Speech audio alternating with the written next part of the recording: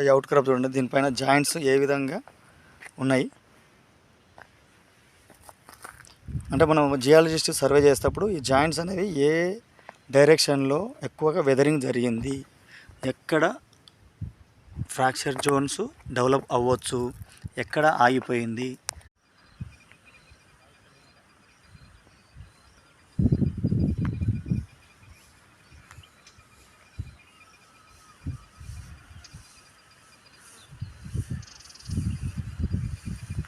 Hello అండి, అందరికి నమస్తే.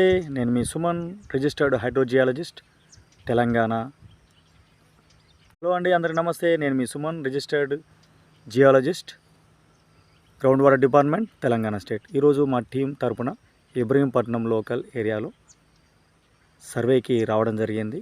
అక్కడ మా టీం మెంబర్ నార్త్ ఈస్ట్ డైరెక్షన్లో స్టార్ట్ చేసి